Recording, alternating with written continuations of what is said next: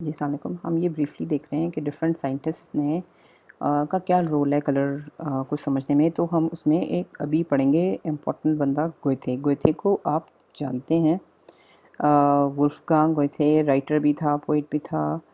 He was a German writer and politician. New Newton's theory of color but never believed in them and very forcefully opposed them। ये इसकी खासियत थी कि देखें contemporary तो नहीं थे, न्यूटन थोड़ा सा पहले का था। तो और न्यूटन की जितनी भी थेरीज़ ऑफ कलर थी जो कि बड़ी इस्टेब्लिश्ड थेरीज़ हैं, आज तक हम उनको बिल्कुल वैसे ही मानते हैं, थोड़ी सी 19-20 के साथ। लेकिन गोएथे को उनकी न्यूटन की सारी थेरीज़ का पता था, लेकिन वो कभी भी उसने ना दिल से उनमें यकीन नहीं किया और बड़ी सख्त उसकी मुखालफत करता रहा। He was also angry at acceptance of Newton's idea by public. इसको तो खासतौर पे आप जेलसी कहते हो कि जी किसी और के आइडियाज़ जो हैं वो पब्लिक ने मान लिए और उसके ऊपर फॉलो करना शुरू कर दिया, दुनिया को उसकी आंखों से देखना शुरू कर दिया। तो जो दूसरे कंपेटिटर्स होते हैं उनको एक ख़ास जेलसी होती ही है। हालांकि गोएथे की कंट्रीब्यूशंस भी बहुत ज़्यादा है, लेकिन उसका ये एलिमेंट बहुत ज़्यादा था।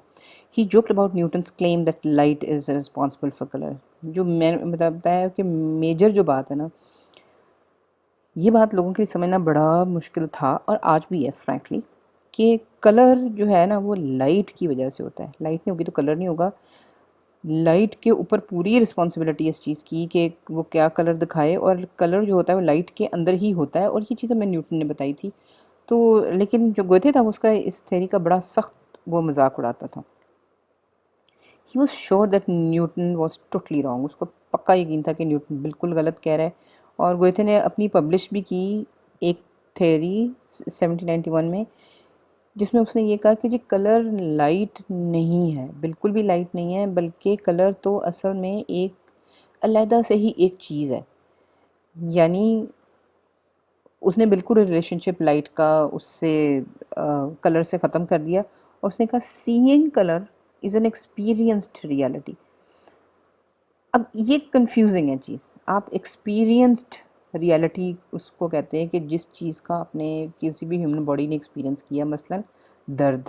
ये दर्द आपको कोई सुई चुभी और वो रियल में थी, यानी ये रियलिटी थी कि आपको सुई चुभी, और वो आपने जो एक्सपीरियंस किया ना, वो दर्द एक्सपीरियंस किया, उसको आप कहेंगे एक्सपीरियंस रियलिटी। तो कलर, वो कहता है कि कलर भी इसी तरह ही है कि कलर एक्सपीरियंस्ड रियलिटी है, कि जो चीज़ आपने देखी, आपको समझ आई और वो सचमुच में एग्जिस्ट करती है। तो ये क्वालिटी है कलर की। कलर असल में लाइट में नहीं होता। तो बहुत सारी चीज़ों में फिर वो बाकी जो थेरीज, बाकी जो चीज़ें, उसकी एक्सप्लेनेशन नहीं दे सका। मसलन अब वही कह रहे हैं कि ये कलर जो है ना, ये अलहदा से एक चीज़ है।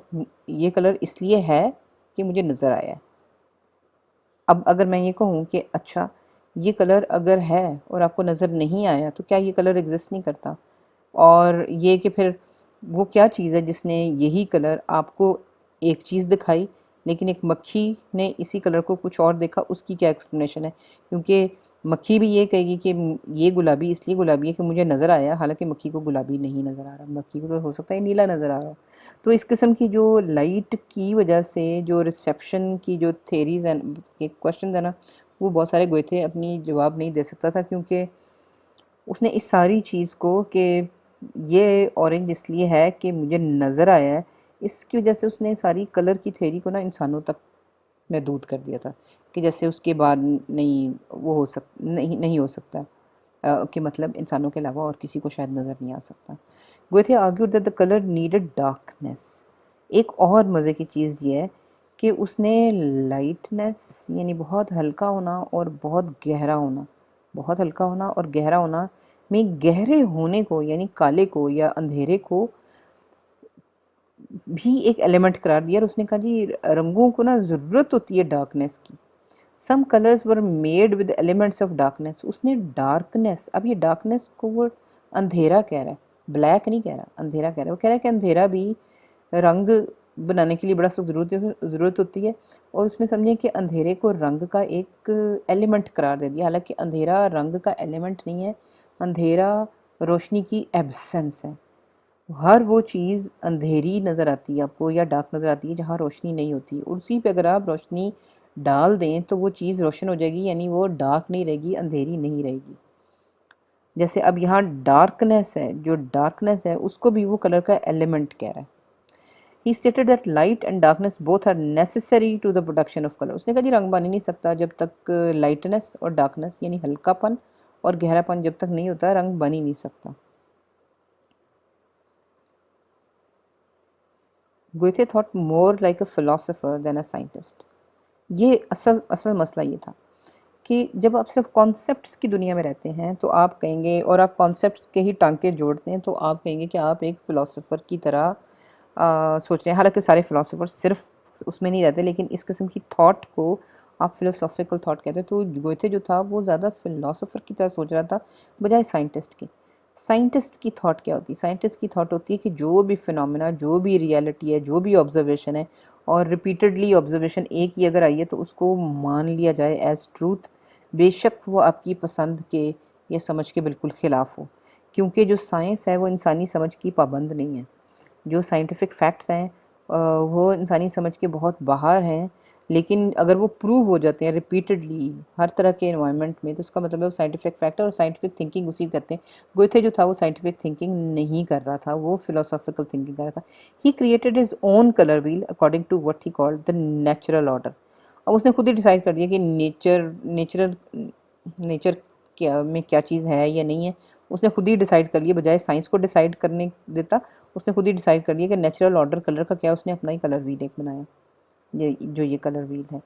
अब ये कलर व्हील में कोई मेजर ख़राबी नहीं है, सवाए इसके कि अगर समझ में कुछ मसला हो तो फिर वो थ्योरी के ऊपर भी वो समझ का मसला जो है ना वो रिफ्लेक्ट करता है। Goethe's color theory also had moral angles to it. He called some colors sinful and some chaste. मतलब गोथे की एडेड चीज़ ये थी उसकी थ्योरी में कि वो कहता था कुछ कलर जो हैं वो गुनाहगार कलर हैं और कुछ पाकीज़ा कलर हैं। ये गुनाहगार कलर होगा और ये पाकीज़ा कलर होगा। He also brought a class or social identity angle to the choice of colors by people. मतलब अब हमें चाहिए इस वक्त जब कलर थ्योरी हम अंडरस्टैंड करें तो बिल्कुल साइंटिफिकली जो चीज़ है उसको independent of any any external thing उसको आप समझें, उसको मानें, उसके इस्तेमाल को मिक्स ना करें उसके रियलिटी से। उसने इस्तेमाल को मिक्स कर दिया। उसने कहा जी जो रंग लोग जो रंग इस्तेमाल करते हैं उन रंगों के इस्तेमाल की वजह से कुछ कलर्स क्लासी होते हैं और कुछ कलर्स जो हैं वो बहुत आला होते हैं, कुछ गंदे होते हैं। तो उसने ये जो सोशल एलिमेंट था ना वो बीच में डाल दिया। दूसरी बात है सोशल आइडेंटिटी का एंगल भी डाल दिया जो कि अननेसेसरी है कि अगर कोई शदीद सुर्ख रंग पसंद करता है तो क्या मैं उसको कहूँ कि जी वो उसकी क्लास लोअर है या डिफरेंट है या उसकी सोशल आइडेंटिटी कुछ और है। ये बातें कुछ ज़रा दुरुस्त नहीं है, लेकिन बहरहाल गोएथे ने ये चीज़ें बड़ी ज़ोर ज़ोर से कहीं और बहुत फोर्सफुली उसने अपनी थ्योरी के अंदर मिक्स किया, और जो कि उसकी मेजर गलती थी क्योंकि थ्योरी जो होती है वो बेसिकली साइंटिफिक हो तो वो यूनिवर्सली सबको मानी जाएगी। थ्योरी किसी खास तरह के लोगों के लिए नहीं होती, वो तमाम इंसानियत और बल्कि तमाम एनिमल किंगडम के लिए भी होनी चाहिए कि जो फैक्ट है वो फैक्ट है। लेकिन ऐसे उसने नहीं किया। He said refined people don't use bright और बोल्ड कलर। उसने कहा जो बहुत रिफाइंड और बड़े आला नस्ल के लोग होते हैं वो ब्राइट या बोल्ड कलर नहीं इस्तेमाल करते हैं। अब ये कितनी गलत बात है क्योंकि जो ब्राइट और बोल्ड कलर इस्तेमाल करने वाले लोग हैं, मसलन जो एथनिक ग्रुप्स हैं कि जो ट्राइब्स हैं, अब क्या आप उनको ये कहेंगे कि वो आला नस्ल के नहीं हैं? अगर आप कह रहे हैं कि वो आला नस्ल के नहीं हैं क्योंकि आला नस्ल के लोग तो ये कलर यूज़ नहीं करते तो उसका मतलब आप उनको घटिया नस्ल के कह रहे हो। अब इस चीज़ की कोई जस्टिफिकेशन नहीं है क्योंकि रंग की तेज़ी की वजहें बहुत सारी हैं। इसका ताल्लुक इस चीज़ से नहीं है कि वो बंदे की चॉइस क्या थी। इस तरह टेक्निकली जितने भी ट्राइबल सोसाइटीज़ हैं आपकी, उन वो चूँकि बहुत बेसिक और ब्राइट रंग इस्तेमाल करने में डरते नहीं हैं तो इसलिए गोएथे के मुताबिक वो आला नस्ल के लोग नहीं हैं। अब आप ये क्या कहेंगे कि पूरी की पूरी नस्ल की पूरी एक एथनिक आइडेंटिटी जो कि ब्राइट कलर्स में बड़ा यकीन करती है और फ़र्क वजहों से करती है, और असल इन लोगों की खूबी है कि ये रंग के इस्तेमाल से डरते नहीं हैं। तो मेरे ख़्याल में तो वो निडर लोग होने चाहिए जो हर तरह का रंग इस्तेमाल करते हैं, लेकिन गोएथे कह रहा था कि नहीं, ये नस्ल के अच्छे रिफाइंड कम है। अब वो इसको रिफाइंड कहेगा, इसको रिफाइंड टेस्ट कहेगा, क्योंकि इसमें किसी भी कलर की कहीं भी ब्राइट कलर नहीं यूज़ किया, और जहाँ भी किया हुआ है वो इतनी एहतियात से, इतना छोटा और इतना मध्यम करके यूज़ किया हुआ है कि वो समझे कि पूरी पिक्चर का 1% भी नहीं है। मैं उसको कहूँगी कि ये सारे कलर्स भी बहुत इंपॉर्टेंट है, बहुत खूबसूरत हैं, ये बड़ी खूबसूरत कलर स्कीम है, लेकिन इस चीज़ का बिल्कुल इस चीज़ से ताल्लुक़ नहीं है कि आला लोग यूज़ करेंगे, आला लोग ये कलर यूज़ करते हैं, ये कोई भी कलर यूज़ कर सकता है। मैं बल्कि कहूँगी कि ये एहतियात पसंद कलर स्कीम है, क्योंकि इसमें सेफ़ प्ले किया गया है कि काले और सफ़ेद के दरमियान के जितने रंग हैं सारे वो किए हैं, यानी आपकी पैलेट लिमिटेड है। अब ये बाई चॉइस भी हो सकती है, लेकिन अगर मैं उसको देखना चाहूँ तो मैं ये भी कहूँगी हाँ, इसमें शायद करेज नहीं थी दूसरे कलर डालने की, अपना अपना तरीका है। अब इस सारे को वो वो कह रहा है कि जी रिफाइंड लोग कलर स्कीम करते हैं, तो मैं तो उसको कहूँगी क्रोमोफोबिक है। मतलब बात ये है कि एक इंसान का कोई चीज़ देखने का जो पॉइंट ऑफ व्यू है, वो उसका ज़ाती पॉइंट ऑफ व्यू है, वो सारी साइंस के ऊपर एप्लीकेबल नहीं होता। साइंस कुछ और है, साइंस जो है वो नस्ल, उम्र, वक्त नहीं देखती, वो फैक्ट के ऊपर बात करती है, लेकिन गोएथे ने इन दोनों चीज़ों को मिक्स कर दिया, ज़ाती पसंद और साइंस को। In this way he associated moral character of people with colours they chose, कि जी जो रंग इस्तेमाल करे ना कोई, उसकी बेस पे गोएथे ने कहा जी मैं तो उसका मॉरल कैरेक्टर जज कर लूँगा। अब आप इन लोगों का क्या करेंगे जो कि आधा रंग उन्होंने इंतहाई सोबर पहना हुआ है, बकौल मुझसे उसके गोएथे के बड़ा रिफाइंड कलर है, यानी मेजरली वाइट रिफाइंड है, लेकिन बीच में उसने बहुत ही ब्राइट कर लिया, बीच में बहुत ही ब्राइट कर लिया।